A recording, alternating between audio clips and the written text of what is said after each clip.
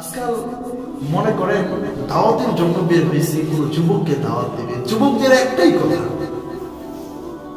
কথা পরে আসবে নামাজ পড়তে। কেন ভাই তুমি পরে কেন আসবা? বলে প্যান্টটা না প্যান্টটা না 24টা ঘন্টা একটা যুবক নাপাক অবস্থায় চলতেছে, তুমি মুসলমান হয়ে নাপাক অবস্থায় চলো ভাই কিভাবে? একজন মুসলমান কিভাবে নাপাক থাকে? মুসলমান তো কখনো নাপাক থাকতে পারে না। রাস্তাতে কুকুর হাঁটে 24টা ঘন্টা, কুকুরের শরীর নাপাক থাকে, পশুর শরীর নাপাক থাকতে পারে। একটা মানুষ কিভাবে 24 ঘন্টা নাপাক অবস্থায় জন্ম দিয়ে চলে, যে আল্লাহ তাআলার জগতের মধ্যে চলতেছে।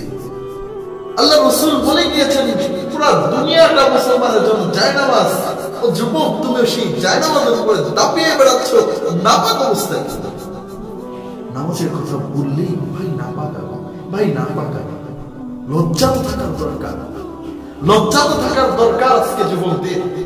আমি নাপাকটা কিভাবে বলতেছি? আমি তো একজন মুসলমান, আমার তো নাপাক থাকার কথা ছিল না। আমি কেন নাপাক? আমি তো সর্বদা পাক সাফ থাকি। কারণ আল্লাহ রাসূল সাল্লাল্লাহু আলাইহি ওয়াসাল্লাম বলেছেন, আত-তুহুরু শাতরুল ঈমান, পবিত্রতা হচ্ছে ঈমানের অঙ্গ। আমার তো একটা অঙ্গ নষ্ট হয়ে যাচ্ছে, আমার তো একটা অঙ্গ বিকলাঙ্গ হয়ে যাচ্ছে